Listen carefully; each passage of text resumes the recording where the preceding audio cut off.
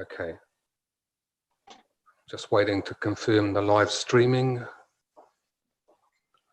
While we're doing that, so to avoid feedback issues, people around the table here will just turn their mics on and off when they wish to speak.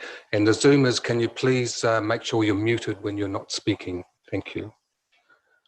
Good to go. Okay, I'll declare the Finance and Corporate meeting for February 2021 open and ask for apologies. I know we have one from Susan. I think everyone else is here. So could I have a mover? Thank you, Phil. Thank you, Elwyn. All in favour? Aye. Contrary, no. It's carried. Disclosure of members' interests. Do we have any? No. Late items? No. So confirmation of the order of the meeting. No changes, Ken? No, there shouldn't need to be. Okay, great. Thank you, Bruce. Thank you, Claire. All in favour? Contrary, no. It's carried. Confirmation of January's minutes. No, December's minutes. Pages 7. Well, let's start at page 8. And 9, 10, 11, 12, and 13. Everybody's happy, that's great. Could I have a mover to confirm as a correct record? Thanks, Phil and Claire. Oh, sorry, guys, I'll catch you next time. All in favour? Contrary, no. It is carried. So moving on to tax governance, Ken. Okay, thank you, Chair. So look, wonderful today that that Phil Fisher of PwC can join us at the meeting. Phil's original intention was to be here in person, but of course, COVID put pay to that, the latest developments. Phil is zooming in from Wellington. Phil has been our long-term tax advisor, both with PwC and with a previous entity he was involved in. So Phil's been on the team for a long time, and we've just asked him to speak this morning, just to give you an update on what's happening with Waipawa District Council and tax, and also a few changes that are happening basically in the IRD tax legislation space. Phil will talk to those matters as well. He'll essentially be speaking to the presentation that formed part of the agenda. Okay, thanks, Phil. Thanks, Ken. Hopefully everyone can hear me okay. Yep, excellent. Never quite tell you're on a Zoom. Sam can't be there, and hopefully this year is not going to be as unusual as last year was. Certainly created lots of interesting challenges, and certainly from a tax context, I know most people don't get too excited about tax. It led to some interesting times with all the COVID-19 specific legislation that came through. Much of what was introduced wasn't overly relevant to council, and not the way your council is established, but it is important for your local businesses. So there has been a lot of activity there. What that did mean, though, is Inland Revenue hadn't been so focused on their sort of compliance obligations and have been more about sort of dealing with the emergency that was unfolding. What we've sort of started to see at the back end of last year was the Inland Revenue getting back to some of the normality. One of the big challenges for them is trying to deal with this increased income tax rate that Labour put through, this 39% rate. And that does have an impact on council, and I'll come to that in a second. But a lot of people go, oh, it doesn't really affect me, I'm not earning more than $180,000, but there are some repercussions for everyone on this one. So we'll come to that. The other thing we have started to see now as well from Inland Revenue is an increased use of data analytics. So in terms of their sort of way that they are looking at councils and any other organisation, they're being a lot more targeted. The questions that are coming through are very specific, could be very much about a particular employee, particular councillor, could be about a particular supplier. So we're just starting to see that change now. And this is all part of that overarching business transformation and revenue have been going through. There is one final part of that business transformation coming up, and it will affect the payroll team for council. And that's going to be sort of get that last part over the line, and that deals with all the child support payments as well. So again, your payroll team will be under a bit of pressure in the March, April to make sure things are ticking along fine. In terms of the tax governance document and the framework that you guys have in place, I think it's held you in good stead for managing your tax risk. And I know a lot of councils and people think, oh, councils don't really pay tax, but we have highlighted in there some of the GST. And if you think about it, sort of $15 to $20 million worth of GST input tax alone, $14 to $16 million of output tax, and then you've got over $7 million of payroll taxes. That's quite a substantial sum when you think about it, and hence the reason why you are always a little bit of interest to inland revenue. What I have noticed with my part particularly is that they're very proactive in sort of discussing things with us, and like vice versa. So we do have an open dialogue, and I think what we noticed during this COVID and the uncertainty is the councils that were talking to us more around what was coming up that ended up being in a better position to deal with the sort of scenarios and circumstances that were coming through. And that's been really helpful for ongoing compliance. If we look at the council specific issues, and we talked about some of the significant work undertaken in the period to 31 December 20, there's a couple of standouts there. And I'm always mindful when we talk about a voluntary disclosure being needed, that may sort of reflect poorly on the finance team or other members of the council team. Look, it's quite normal. Organisations are proactively managing tax risk, do make voluntary disclosures. The whole mechanism is there to make sure that if something's gone wrong, it's been corrected. And the two that you had were a little bit unique anyway. One was around the income tax situation, and it sort of arose because for the first time for a while, you got a dividend from the airport. And the person that filed the return didn't appreciate some of the nuances of local government taxation. And that resulted in us having a loss that we didn't actually have. So that just needed to be corrected. And again, not a big drama for inland revenue. There was no tax actual impost to council and no tax revenue loss to inland revenue, but it was important to tidy it up and make sure that we've got a good standing going forwards. But it is quite a tricky area, and we are still waiting to see what inland revenue do around local government and income tax situations, because they do have some interest in that at the moment. The other area though was on a rates issue and to do with your residential properties, and without getting into sort of the deep technical aspects of it, essentially if you've got residential properties, you can't claim GST on the expenditure you incur. Now there's a quirk to that when council's charging rates, because you can't make a supply to yourself for GST purposes and end up losing out and having a tax leakage. That's a real cost. Inland Revenue decided to relitigate the position that we'd held firm on for a long time with all councils across the sector, and for some reason sort of dragged the chain, but eventually came back around to agreeing what they'd originally agreed with us back in 2009. The consequence of that is a $45,000 GST refund to council, so that's a bit of upside, but it was just a rather frustrating piece to go through, but at least we've got the systems in place going forwards. One of the key things though, probably one of the significant piece of work that we do, and it's a bit like an internal audit program, but it's very much a tax specific, and you've got to know the tax technical stuff, is around the different reviews of the tax types. And the last one we did was around the payroll space. And I we re-went through the report this morning actually, and just reflected on how positive it was. So you've got good procedures, good policies, good processes. We didn't really find any errors. We did tax code setting checks, etc., and all of the things you find in a lot of large organisations. I'm pleased to say the council had overcome and had a very good systematic approach in place, and that's been really important, particularly with the change to payday filing. So very pleased with how we could report on that, because it is one of those areas that if it goes wrong, it's often small amounts of dollars, but it's on a per person basis and often affects a lot of people, and that number gets quite big quite quickly. So that was a real plus. And you've got a good team there. And what was also interesting to note is how the key person there was trying to bring other people up to speed, so you don't have that key person risk, which obviously for organisations is always a worry. The one area where there's a little bit of tightening up to do is around the provision of eye tests and eyewear. Council does have a policy of reimbursing employees for that. And Inland Revenue, through their audits a while ago, did not publicly come out with it, but did challenge a lot of organisations in central government around the tax-free treatment of that, because it's not tax-free, it's a taxable amount, so we've needed to address that.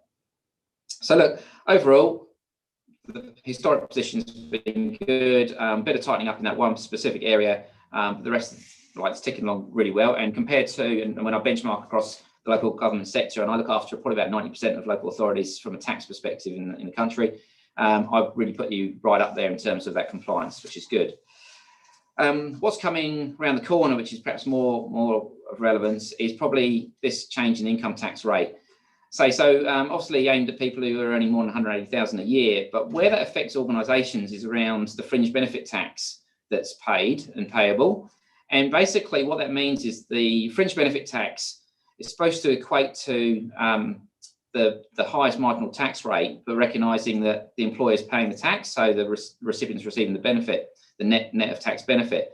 So when we had a 33% tax rate, the FBT rate went to 49.25%. With this change to 39%, we now have a 63.93% FBT rate. Okay, so for any benefits we provide to staff, we potentially are looking at nearly 64% being paid on top in tax. Now, let's be honest, councils are generally pretty constrained around the benefits they provide. And you'll note from the front page that it is actually your lowest tax impost overall, around that sort of 50,000 a year mark. And there's an inevitability that you always have FBT. We can reduce that fringe benefit tax by using what they call a full attribution method. But there is some complexity to that. And I discourage anyone trying to do that methodology using spreadsheets. So one of the things for us to sort of follow up with the finance team is around what do we want to do going forwards in terms of the next year. I think looking at the FBT, what benefits we provide, why we provide them, are they still appropriate, is there anything we can do to mitigate the cost, etc., are all relevant considerations. So that's something that Ken and I have already sort of touched on previously. I think that just needs to be worked through. But that is actually going to be a big impact for organisations. There are other aspects of this tax rate change that can affect, but it's going to be more on a personal level. It will, but it will require updates to the payroll system. And again, like anything, whenever there's changes in legislation or sort of the way, things like the rates, you might say it's a simple software update, but generally speaking, payroll systems often go wrong, and we want to make sure that that's all covered. So the payroll team will be looking at that as soon as they get the software update in March from the provider. So look, the other couple of things to think about is the broader impact of this. What it might mean is people want to work through, so if you've got any contractors, they might look to try and work for a company or through a trust. Those have lower tax rates. Company maximum tax rate's 28%, trust rate's 33%. So if I was a contractor working for you, I might suddenly say, well, actually, can you pump it through my company? And then I can shelter it and reduce tax. The Inland Revenue at the moment haven't brought in any specific legislation to deal with that. And it's not sort of mandated for, but I have been very open about they will be keeping an eye on any sort of shenanigans that look like it's been deliberately done to reduce tax. So something for the team to keep monitoring. And we don't have many contractors at council, but we always have to keep an eye on that. And so something to be mindful of. Other things that are sort of relevant for the sector, there's a couple of them. One was the wage subsidy. A number of councils claimed the wage subsidy. And what we then got from other councils was, well, should we be claiming? Are we missing out? Are we not sort of doing the right thing by the ratepayers? Now, there's lots of discussion around that. But what I can tell you is one of them got specifically reviewed by MB around that was after a taxpayer complained and challenged them. And so it was a pretty awkward situation for them, and they ended up repaying. And pretty much every local authority that claimed the wage subsidy repaid the wage subsidy. I think over all my conversations, there was only one council that just about convinced me that they were eligible, and they were pretty unique.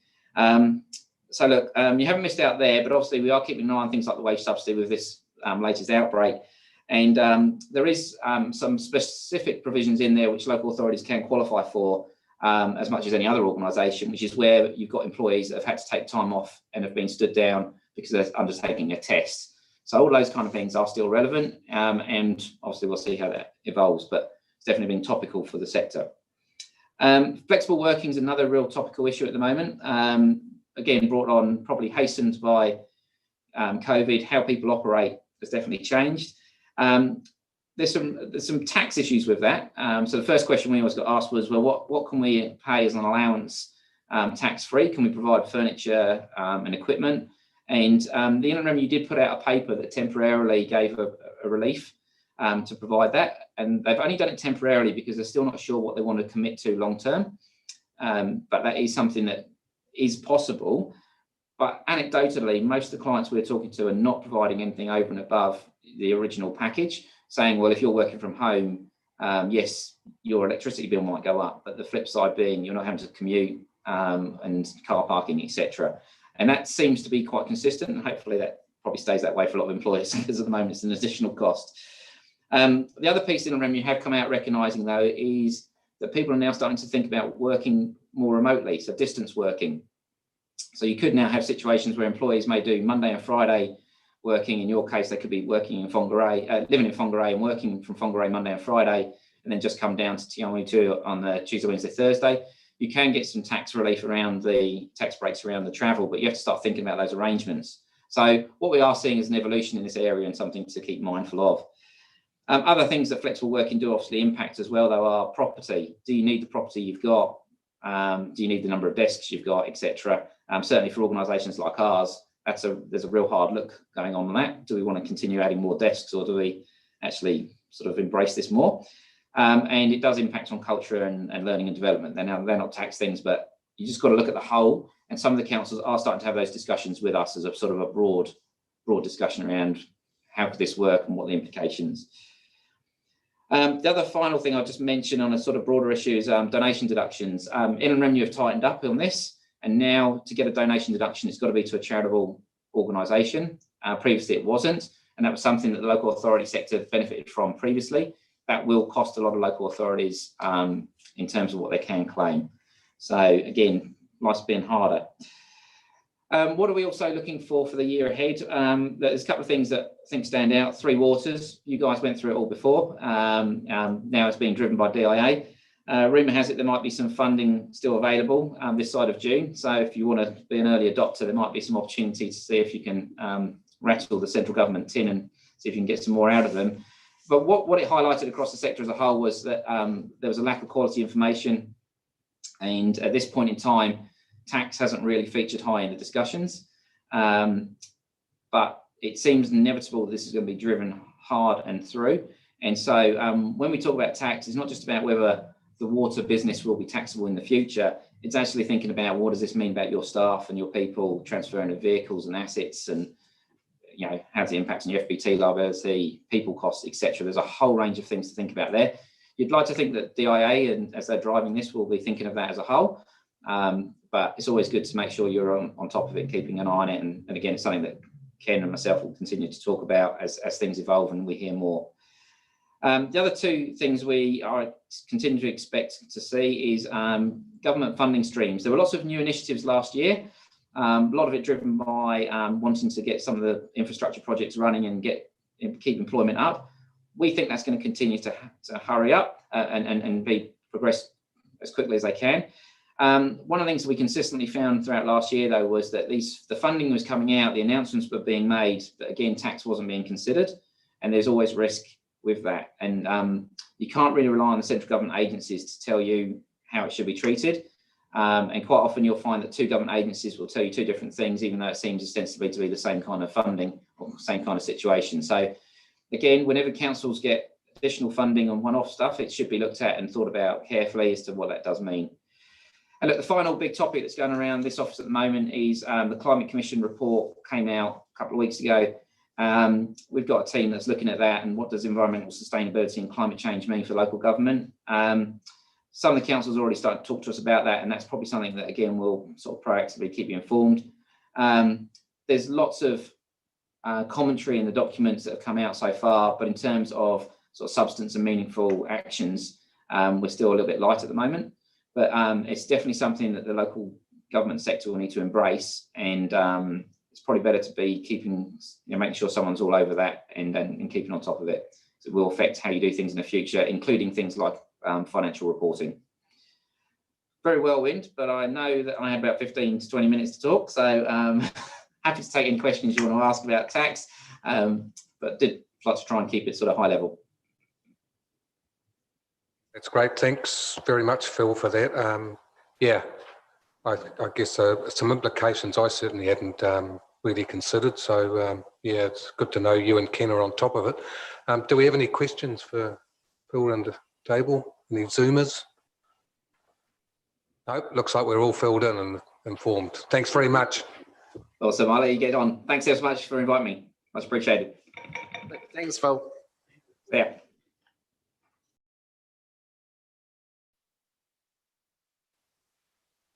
All right, I have a recommendation on page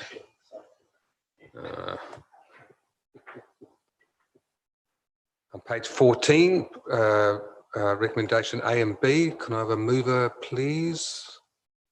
Thanks, Jim and Claire. All in favour, please say aye. Contrary, no. It's carried.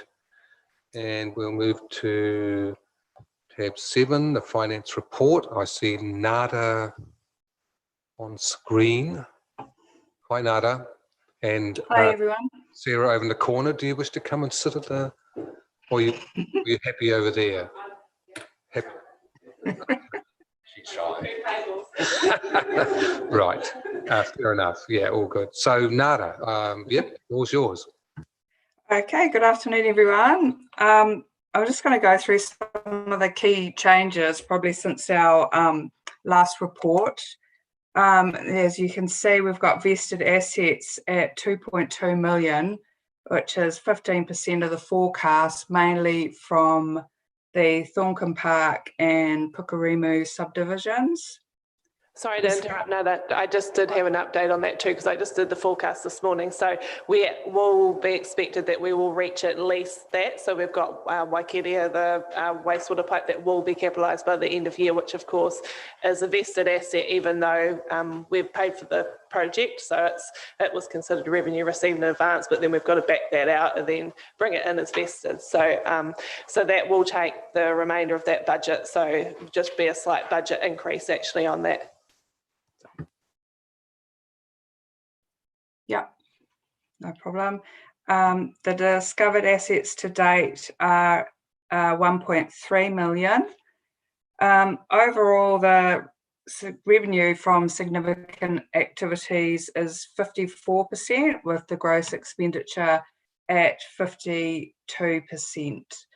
The capital expenditure is at 35% of the forecast, which will be reforecast at the end of this month, so that will possibly change quite a bit next time.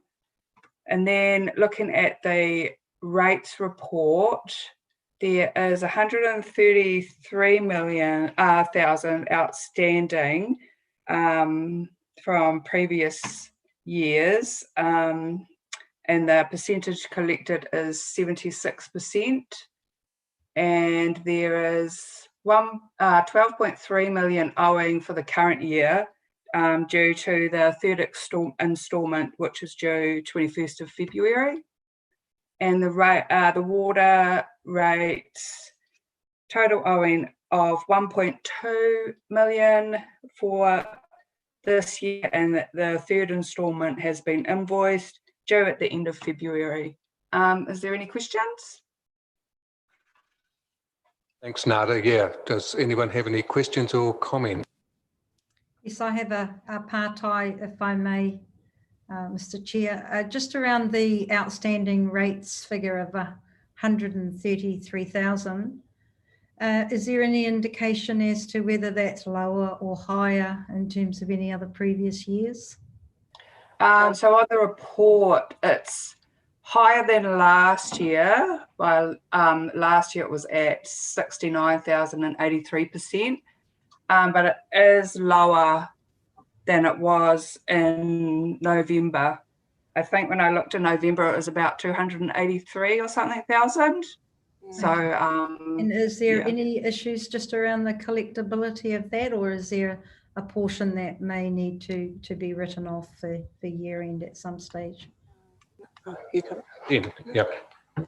Yeah, so through the chair, yeah, thank you for your question. So look, I guess just for context, so Waipa has a very low amount of rates arrears compared to other councils around us, and yeah, despite the fact that that number is 133,000, it will be no more than about 10 or 15 ratepayers. I don't know the exact number at the moment, but it is a very small core of ratepayers. Councils do obviously have pretty significant collection powers under the Act. So so we can go to like if there's a bank mortgage involved, the council can actually go to the bank and they can actually recover the money from the bank. In extreme cases, councils actually do have the ability to sell a property, but I stress the fact that that would be extreme. And in fact, there's right throughout the country there is very few instances of that, and and there certainly hasn't been any instances of that in Waipa for a very long time, if at all. So look, it's an area that I think the amount of arrears has grown a bit, but we're pretty confident that we'll be able to collect that. We're very confident as well that there won't be any write-offs of rates debt. There haven't been any write-offs of rates debt in Waipa for a very long time. Yes, I thank you. Thanks for that, Ken. I was just interested in whether or not some aspects of COVID-19 have sort of, maybe factored in there, and people are having issues paying and the likes of. But it'd be interesting to see if there's a trend. Yeah, through the chair, I can actually answer that. So of these debts, all of the outstanding, that past debt was actually outstanding prior to COVID-19. So it's not a direct reflection of COVID-19. Those debts are just some that we have there, like Ken said. I think there were around about 10, and Kirsten did update maybe late last year when we had this question. But just as well, so you're aware, we have employed another revenue assistant. So, and a big part of her job is actually the collection of not only rates debt, waters debt, and then a little bit of some of the organisation's smaller debts too from the other departments, such as road charges and that sort of stuff. So we have employed someone who is actually concentrating on that. So she started late last year, and now she's really starting to get into getting the collection. Okay, thanks, Sarah. It's probably the next period of rates where we might see potentially some aspects of COVID creep in, but thanks very much, Ken. Thanks, Sarah. So just through the chair again, Bronwyn, just following on that theme as well, I think if the members look at page 37, which is the page that specifically talks about rates arrears and has the table, I am quite heartened in regard to collection during a COVID impacted time. I'm quite heartened that in terms of the 2020-21 year rates, so the current year rates, that our percentage collected to date is 75%. Which is actually identical to the 75% that we had collected at this point last year. So so look, that kind of tells me that despite the fact that there has been massive impact in the community, or significant impact in the community, at this stage our rates collection of current year rates is tracking very comparatively to last year. So so if there is an impact from COVID, we're not in terms of rates collection, we're not really seeing that. Certainly at this stage. Thank you. Cool, thanks, Ken. Graham. Thank you, Mr. Chairman. Ken, just wondered how we will deal with the water arrears. What that seems to be sort of climbing a little bit. What's our plan with that? How do we go? We can't get it from a sale of a property, or we don't do that anyhow. But what is our plan to deal with that? That's fine. So through the chair, actually, I think if you just reflect on Sarah's comments of a few moments ago, she talked about the additional resource that we have in the revenue team. So that will be focused on probably more focused almost on the water rates area than on the actual rates area. But again, I don't see any really disturbing aspects there. Yes, that total owing number is a large number, but if you remember in the water space, we've basically got billings every month, so a lot of that will be very current accounts and need collecting, and you can see there that at 84% collected, it's not actually too much different from the 86% collected at this time last year. So I would suggest we haven't got a massive growing debt in the waters area, but it does still require some attention, and we now have plenty of resource to do that. it's fine to have the resource. I want to know how that person's going to deal with it. Do we put restrictors in there that gives them a flow that'll fill up a kettle in 20 minutes or something like that? I mean, no, I mean, that's what they've done in the past. I'm wanting to know how you're going to deal with that on a practical basis. Yeah, so through the chair, the majority of that debt actually isn't outstanding. It's debt that's due on the 20th of February? End of the month, yeah. Yeah, 28th of February. Yeah. So the majority of that debt isn't actually outstanding. The reason for the additional resource was just to have someone, because as we've gone on, obviously there's been more requirement to chase individual people because they are smaller amounts, I suppose. But there is nothing concerning, as Ken said, there's nothing majorly outstanding, or it's just business as usual debt. So. But you've missed the point of my question. I want to know how you deal with the debt. You know, I know that it's not due. I just want to know what the method is of getting money from people for their water. We have some methods for our rates, but we don't have a set policy for our water. Yeah. Do we knock on the door? Do we go down with 3 Rottweilers? I'm just not too sure. Look, so through the chair, my understanding is we treat it very similarly to our rates debts. So there's a series of letters. So if an account becomes overdue, and I can't tell you the exact specifics, but there are a series of letters in regard to making the customer aware of that. And then there are phone calls as well. So the team actively phone after a certain period, and if the letters are having no effect.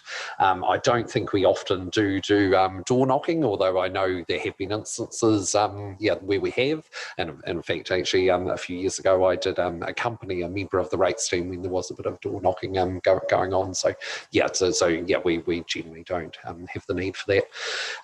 Through the chair as well, I was interested in your comment on the water restrictors, because I wasn't aware that we had done that in Waipa before. But I do know that actually you run into difficulties with water restrictors, particularly in a domestic dwelling situation. I've had that experience down in Taupo district when I worked at Taupo, where we were looking at water restrictors, and you do fall foul of the legislation, simply because you can obviously create an unsanitary environment if you put a restrictor on in a domestic dwelling. So I mean, it's something I haven't looked at for a very, very, very long time. But I know it's actually not easy to introduce mechanisms like that. And neither do I think we really need to go there at this stage. Yeah. Agree. And no, I'm not saying that Waipa have ever used it. They don't have it. But I know some councils that have used that method to try and force people to pay. It's not the standard practice, and if it's against the legislation, of course we can't do it. But it's just that's just what's happened in the past. Yeah. An inconvenience more than anything. Thank you for that. Just as a matter of interest, Ken, when collecting water rates, do we have the same powers as collecting normal rates? Yes, we do, absolutely. So so a water by meter invoice, we've got exactly the same collection powers as we do with any other rate. By legislation, a water by meter invoice is a rate. Okay, thank you for all that. Now, do we have any further questions? Yeah, thank you, Mr. Chairman. Nada, I've got a request from the community board, please. The community board is now just getting 1 page of the financial status of our community board. If you go back October, November, we have 4 pages, and we need those 4 pages simply because we are getting grants. We're having people apply for grants. We pay for grants. We need to know the status of where those grants are, whether they've got picked up part of the payment. We need some reimbursement into the account. We need some more information to understand what's happening with the sister cities, with the grants, with Anzac Day, the whole lot. So if you could go back and reinstate those 4 pages, it'll give us a far, far better picture of where we are and what owes who and who owes what. I'm just asking for that to reinstate. We've just gone down to 1 A4, which everybody was like, wow, yeah. Thank you. Yeah. Okay, I'll have a look, Graham, because I don't think I've actually changed anything. So I'll see if there was just an error in the last one. So yeah, I'll have a look for the other you. day with just one page, and we were sort of scrambling to know what the heck was going on here. Yeah, no, that's weird because I know there should definitely be at least 3 or 4 pages. Yeah, the one I signed definitely had more than one page, so it must have been, there must have been an error in translation. We're on to it. Thank you. Yeah, and Graham, just as another, I have worked with Kieran on that Sister Cities report, so hopefully it's more clearer for everyone to understand. So I've set it out a lot like the other ones. Okay. Thank you. Sorry, I didn't know it was on. Is there any chance of you emailing those other pages that were missed to the community board members, please? Oh, absolutely. Yeah. That's great. Thank you. Thank you. Okay, thank you for that. No other questions. So I've just got not so much a question, but I note that the income and expenditure is both quite a bit below the expected 58%. I don't think we'll go into that now. Well, I'm not asking to, but it'll be very interesting to see where the forecasts go next month for the end of the year. Yeah. Sorry, and just through the chair, I know we are looking at it through forecasting, but it's not dissimilar to prior years. So we do often, our expenditure is often weighted to the end of the year, and same as the income. It depends on, because obviously a big portion of our income, non-rates income, is our subsidies and grants, which based on the Capital Works program, and as you know, that's a little bit. So, yeah. No, thanks for that, Sarah. Yeah, all good. Okay, on off. So if there's no further queries about finance, then we'll move to the recommendation on page 30. Do I have a mover, please? Thanks, Liz. Thanks, Bruce. All in favour, please say aye. Contrary, no. It is carried. Thanks, Nada. Thank you. Okay, item 8, council-controlled organisations. I believe this is you, Sarah. So I've got this big report for you to present today, and so I'm going to be reasonably brief on my explanation because I did a lot of summarising the actual reports within my report itself. So obviously this is for our council-controlled organisations.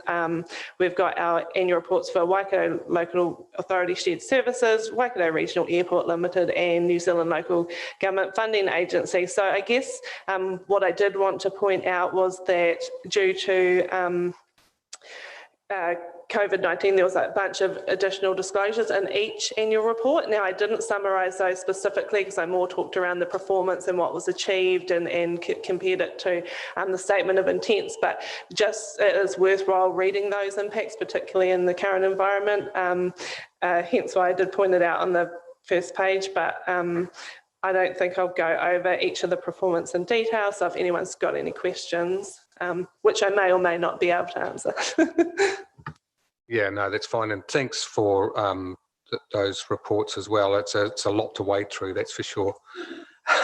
And yeah, particularly in the case of the airport where COVID obviously had a very big impact on their operations.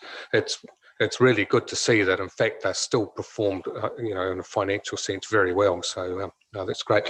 So, Claire. Thanks. Just a couple of questions. I mean, overall, there's nothing contentious in any of the reports. It was to do with the Waikato LAS's shared services report, actually, because they mentioned that they're doing all that good work on the capital improvements, I think, project, and also the Waters Collaboration business activities. And I'm just wondering, has anyone been giving commentary on how the water reforms are going to affect that work? Like, is it even relevant anymore? Because obviously we're expecting the water reforms to proceed. And so is there any point in us carrying on with that those shared procurement initiatives and the business collaboration? That was one of my questions. I don't know if anyone's got a better answer than what I'm about to give, but I guess while we're still doing what we're doing, then if we can improve procurement practices and outcomes, then we should be doing it. But Jim, do you have any comments? No, through you, Mr. Chairman, I agree with those comments. I think we've got to carry on professional way that we always have, and if we're in a really good position when the reforms happen, it'll be all for the best for the district, I would suggest. So yeah, let's just keep moving on. So the only other comment I'd just add to that is one of our very own people, being Dawn Ingalls, is actually being part of the steering group for the coordinated infrastructure procurement. So yeah, we do have one of our people who's been very, very involved in that that project. And look, I'm sure if you had any questions in that regard, yeah, Dawn would be very happy to answer those questions. Yeah. And then for the LGFA, I was really rapt to see that they've got some green financings, products that they're looking to bring on with, and they're much broader than just environmental, they're social as well. Yeah, so it'd be interesting to see if there are any advantages for council if we want to get into any of those fields. But I also noted that there were 2 breaches of Treasury policy, and they didn't actually disclose what they were. They just said that they reported about them to other people, not to us, and they hope it doesn't happen again. But you'd think that they'd have to put it in their performance report, what the nature of those breaches were, you know, what particular policy was it that they failed to adhere to. Yeah, seems rather strange that they've declared that, yes, we did something not quite right, but yeah, we don't have to tell you what it was. Could I suggest that perhaps we ask Sarah or Ken to ask the question and come back to us? Would that be? Yeah, so through the chair, yes, I personally do not have any knowledge of what those breaches are at this stage, but yeah, but Sarah, I do wonder if we do approach Andrew McCall, our key contact at the LGFA, and see if we can get some detail and circulate that perhaps on a Friday mail out.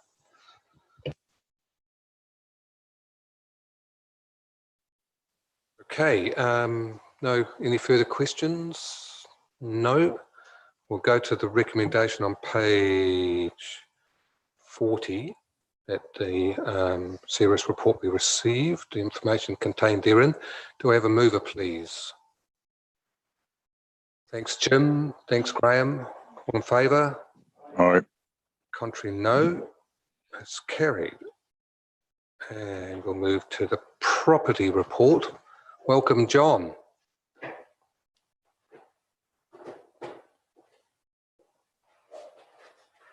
Good afternoon. Property report for the period 1st of October to the 31st of December 2020. Financial update. Revenue is mainly timing issues, so large chunk of that is the forestry revenue that we expect to get. Forestry in Prongia will be started to be removed March, April, June. So that's nearly underway.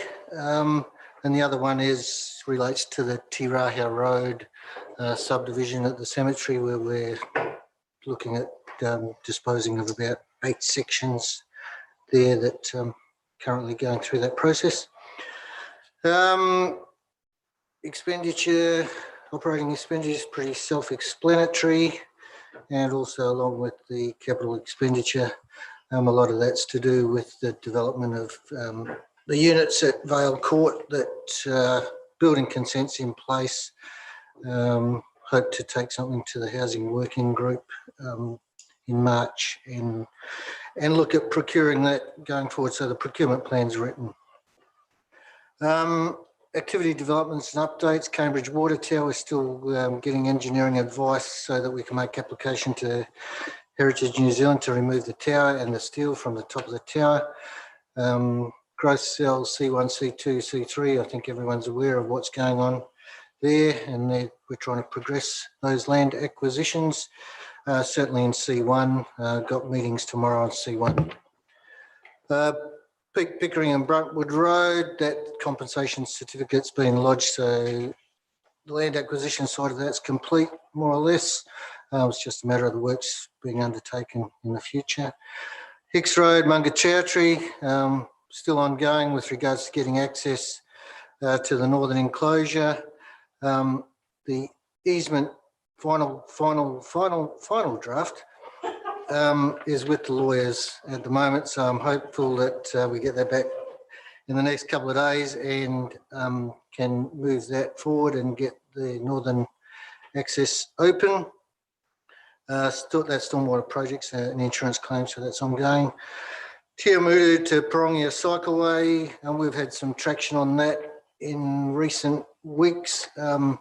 So we're now looking at, I've got verbal case from a number of landowners between Narodo Road and Lake Road. I've also had some progress with Rose Hill, who own the Fonterra shed. So that's being progressed. And I've been talking to Vins about access around there. So that seems to be moving ahead a bit. And hopefully we get some traction on that in the next couple of weeks. Forest harvesting at Porongia, that's about to commence. We may take out a little more than the 35.9 hectares. There may be about 4 or 5 other hectares that if we can get to with little cost and it's brings in some revenue, we may take them out as well. Sale of Inglefield, that's a property we bought some time ago to sort up a stormwater issue that's due to settle before the sun goes down today. Franklin Street demolition, that's still subject to an archaeological report we're waiting for so that we can remove that house. District-wide roof inspections, I guess we flagged this to show that there are some issues with a number of roofs that we've got. Basically, we're starting to get some condition data on our properties and hopefully that we can make better decisions going forward with regards to ongoing maintenance and how that will affect us in the future. Building compliance, we went out for a building compliance for BWOFs, so that tender came back in. It's one of the first ones where we used the local supplier rating system. Basically, that rating that we used tipped it across the line, and we end up with a purely WIPA person that is doing that work. We had about 8 or 10 suppliers tender. Potentially price-wise, if we didn't have that weighting, it may have ended up in Auckland. So that's in line with the new policy that was brought out after COVID with regard to looking at local suppliers. So that actually worked. The Provincial Development Fund, that relates to the Horror Hall, that works well underway. Jib stopping should be about to happen. The roof's been replaced, so that's all on track to finish late March, early April. Activity management plan's been updated and subject to audit at the moment, I think. Housing for the elderly, that resource consent for the Cosmopolitan Club land, we're just waiting for the survey, so that should transfer in the next couple of months. The Vale Court plans are building consents in place. Procurement plans about to be signed off, hopefully. We need to do a bit of work with regards to getting IRRS and whether or not we go to a separate provider. So that's all on the go. Looking at a couple of refurbishments. The sale of Blundell Street, we've got a couple of issues we've identified there whereby we've encroached into the neighbours. The fence isn't on the boundary, so we've got about 40 odd square metres of his property. So we're looking at actually doing a subdivision there, creating 2 lots for the houses, which adds probably a couple $100,000 to the return. So that's all on the go. Lease statistics, we've added this recently now that we've got a lease database in place. So hopefully the trends are going in the right direction with regards to the number of current leases is going up and those that don't have leases going down. Rights of renewals that are undocumented, we're moving forward with that. So over the coming months, we hope to start turning those graphs around. Levels of service are all on track. Documents executed under delegation, just a list there. And key priorities going forward. We've got 2 vacant positions. We've been out for one 4 times and been out for one once. We're going out for them again. So they're proving difficult to fill. The band rotunda will be tendered again from next week, out for 15 days, and then hopefully we'll get that sorted this time.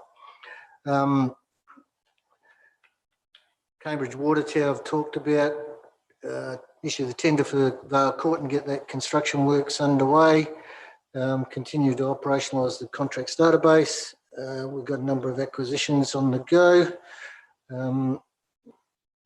What else is there? Blundell Street, we've been mentioned. Number of uninformed roads that we're still going through. And then the potential upgrade of the ground floor of 23 Wilson Street to basically double the capacity of desk numbers downstairs. And that's pretty much it. Very good. You've been busy boys in that department. Gee, I hope you get some, thanks, John.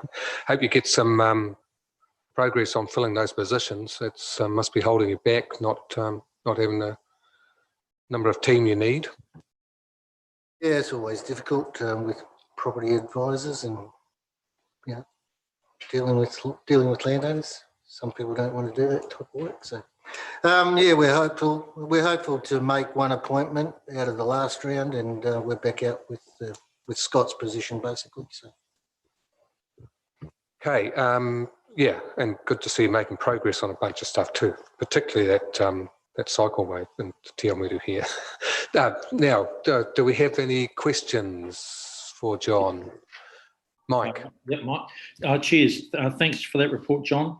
Hey, just a question around, there seems to be a lot of money we're about to spend on roofs, and just wondering what the process has been in terms of maintenance over the past, however long these roofs are supposed to last. Is this sort of a little bit unexpected, or is it sort of normal to spend sort of this much money in one hit across this many assets?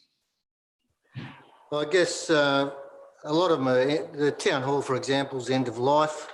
So there's a big chunk of money there. The annex is also, to a certain extent, end of life. It's probably been there for about 40 years or so.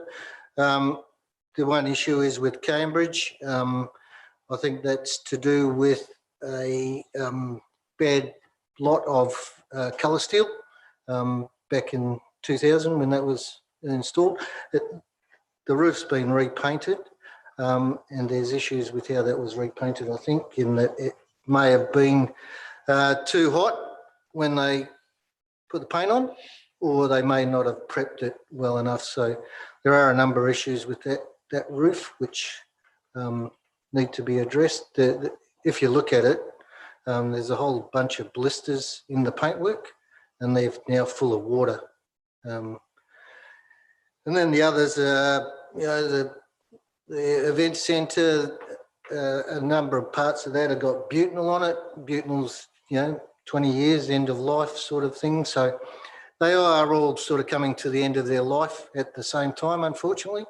And they need to be addressed.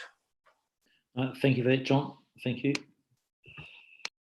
Yeah, I mean, they do need to be addressed. Do we have the budget to address them, or does this need to go into the long-term plan? There's specific funding for the annex. The annex estimate came in less than what is in the LTP. So there is some additional money in there that we can allocate to another roof. There's that money in the LTP for the town hall.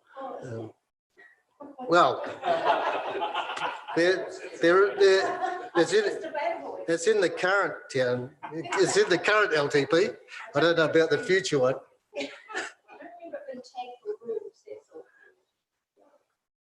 Specifically for the interior, the upgrade of the interior. Surely nothing happens until you get the roof done.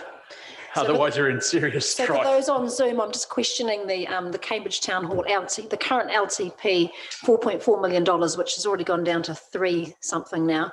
So just questioning whether the roof, the exterior roof that's in the property report here should come out of that existing 3.7 million, I think it is, or whether it should come from somewhere else. So I'm being a little bit facetious. Yeah.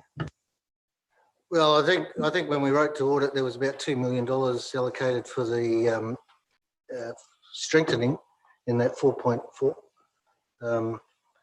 When we went to through the 2018-28 LTP, yeah, so it's a matter of how you spend those funds, I guess, which will be up for debate. Yeah, through the chair, I don't imagine this will be the last discussion on this matter. I'm sure it won't be, but I'm with Graham totally that when it comes to buildings, if you don't look after the roofs, the rest of it's pretty much a waste of time. It's good to have some numbers around these roofs. So I think, John, I think that's really important. So when we do go into our LTP discussions there, I guess that 2.5 is something that we may need to still find.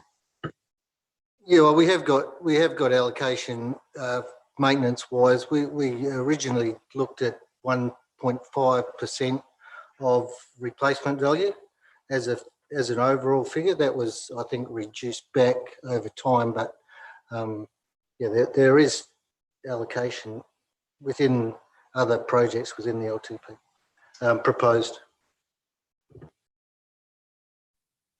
Can I ask a question? You certainly may. I think it's great that Karapiro is only 4% down. Well done, Liz. I think that's awesome over what we've had the last 12 months. You can forget that now, Marcus. That's all gone this week. Whoops. I'm just wondering, with the PGF fund for the Maori Women's Welfare League, whatchamacallit, ramp thingy, how much of that 30,000 is left? Like, how much did that actually cost that project? That ramp was based on the allocation they gave was based on the cost of the ramp. So there's nothing left. Cool. Has there been like a property report done, John, just to see what the status of that house is like? Yeah, we were out there a week or so ago because they raised an issue with now they've got a step onto the deck. So we were looking at how we could address that because otherwise we would have had a ramp up to the front door. So yeah, I've asked Phil, our builder, to prepare a report. He was up on the roof looking at the internal gutters and what needs to be done so that we can look at some alternative funding arrangements, whether we can seek funding from the community or elsewhere. So I'm hoping to have that report from Phil in the next week or so. And we're still going to go back and put a bit of extra railing on the top deck so that they don't fall off the ramp, basically. Very good. We'll be filled in again.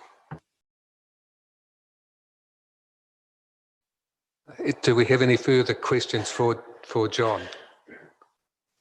No. Thank you, John. I do, Mr. Chair. Sorry, I was just trying to unmute myself. I just wanted to ask a question around the, in particular, just around some iwi consultation in relation to one of the buildings. And sorry, I've just lost the page on the screen. But it is to do with the 341 Franklin Street. I suppose I was just interested in who the iwi consultation has been with. Our archaeologist is involved with that, but we also sent the normal email to NITA to seek their advice with regards to that demolition. Is that Ngāti Apakura? Which That's- iwi entity, sorry, did you say Mitai? Yeah, so that's a combination of, we've got a central point where we go to, and then they distribute it out to the appropriate iwi, is my understanding of how that works. Okay, and have you had any responses back? No, not yet. No, not with Christmas and a few other things. So we'll be chasing that in the next couple of weeks. Okay, thank you. Well, good. Thank you, everybody, for your interest and discussions. So we have a resolution on page 254 to receive John's information. Could I have a mover? Thanks, Roger. Thanks, Mike. All in favour, please say aye. Contrary, no. That is carried. All right. We have a resolution to exclude the public